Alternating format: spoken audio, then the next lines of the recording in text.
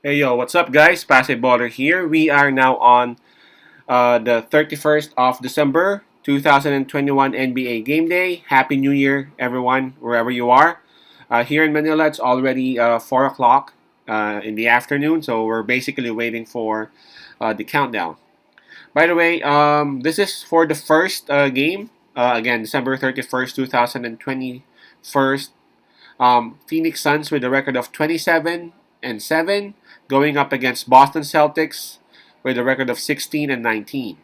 Boston Celtics is the host or the home team. This one will be played 1 o'clock p.m. Eastern Time, so that's 2 o'clock a.m. here in Manila. And before we proceed, I'm just inviting everyone who have not subscribed yet to our YouTube account or YouTube channel, Pase Baller. Please click on the subscribe button below. At the same time, hit on the bell logo. That way, automatically, you guys will be receiving notifications whenever new videos are uploaded. All right, let's take a look at the conference standings for both teams. For Boston Celtics, they are at number 10 in the Eastern Conference. For their last 10 games, man, they've only won 3 games. And approaching this game, they're actually in a 3-game losing slump. And for Phoenix Suns, they are number 2 in the West. For their last 10 games, they have won 7. And they're coming off a win. And that was against OKC Thunder. I could remember. Yep. All right. Boston Celtics. They'd be the host, so that's one point for them. Home court advantage. Hold on. Sorry about this. All right. Boston Celtics would have the home court advantage. As for the momentum, that's quite obvious. It'll be Phoenix Suns. They have very good momentum, and at the same time, Boston Celtics, man, they've been losing. As for fatigue factor, both teams had some rest last night or yesterday, so let's not talk about it. Let's just skip that part. All right, let's take a look at those list of players who would not be available for this game. For Phoenix Suns, I can see JaVale McGee, Nader, Ayton, Crowder, Kaminsky, and Saric. 2, 4, 6. A total of 6 players confirmed out for Phoenix Suns. And if you would notice, all of these are either forward or center, so bigs. Except for Nader. Nader plays around small forward, but the rest, it's either 4 or 5. For Boston Celtics, they still have several players out. Enos Freedom or Cantor, Bruno Fernando, Aaron Neesmith, Jason Tatum, and Dennis Schroeder. All right, so we got a total of 5 players out for Boston Celtics. Okay, so health-wise, I gotta say Boston Celtics would have the advantage because they only have 5 players out, while Phoenix Suns they have 6. And as for the spread, as we speak, it's minus 3.5 for Phoenix Suns.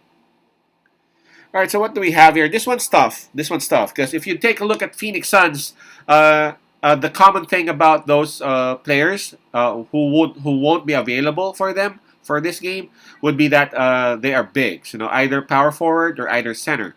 Um, while for Boston Celtics, you would notice that it's Schroeder and Tatum who are actually main pieces of their lineup who are actually out for this game. So Boston Celtics, they would have advantage inside. Why? Inside the paint. Why? There's no one to defend. There's no one to defend them. If Jaylen Brown would actually go inside and try to be assertive, Phoenix Suns highly likely would either foul him or give him the basket. Again, there's no legit defender for Phoenix Suns inside the paint. While for Phoenix Suns, their advantage is that it's not like Boston Celtics can actually run that kind of play the entire game, and it's not like Boston Celtics have a lot of options in terms of offense because Jaylen Brown is just Jaylen Brown. Again, I said this the last time. It's totally different when Tatum is actually a leading Boston Celtics and Jalen Brown ain't available versus Jalen Brown is available and Tatum is not. Add to the fact that Dennis Schroeder is not available too. It's totally different, man. Now for Phoenix Suns, yep, they will be limping the entire game because they're bigs, man. They are out. But a huge but there without the T. Without just like single T. You know what I mean. Phoenix Suns would still have Chris Paul. Phoenix Suns they would still have Booker. They would still have. Uh, they have a lot of options, man. Offense wise, they can either go offense versus offense and just give up the defense because again they don't have much bigs. I'm talking about Phoenix Suns. For Phoenix Suns, if I'm not mistaken, man, who's gonna be playing the number 5 here. I think that's their a sophomore guy. Forgot the name. Smith. Yeah, I guess. Forgot the first name. Hold on. Um, yeah, the one who has some goggles. Jalen Smith. There you go. Forgot the first name. Jalen Smith. Maybe I don't know. But Jalen Smith is the one left as the center.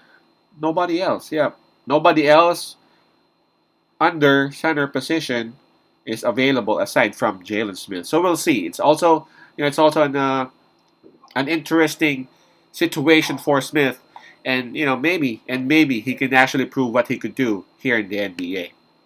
All right. It's totally hard. It's totally hard, man. But I'm gonna stick with Phoenix Suns. I'm gonna stick with Phoenix Suns because I'm like, all right, you go ahead, Jalen Brown, score against us. But we got Chris Paul, we got David Booker, we got a whole lot of crew to score against you. And it's not like Jalen Brown can actually score for 48 minutes. As we all know, Jalen Brown is actually just coming back off a long layoff because of his injury. So who knows? But I'm quite confident about Phoenix Suns. I know they don't have any legit 5 or 4 except from Smith, but I think Phoenix Suns can actually take care of this one. Maybe not easily, but at the end of the day, it will be Phoenix Suns covering the spread of minus 3.5. So my pick would be Phoenix Suns 3.5. 3.5 for Suns. Peace out. Pass I love. God bless.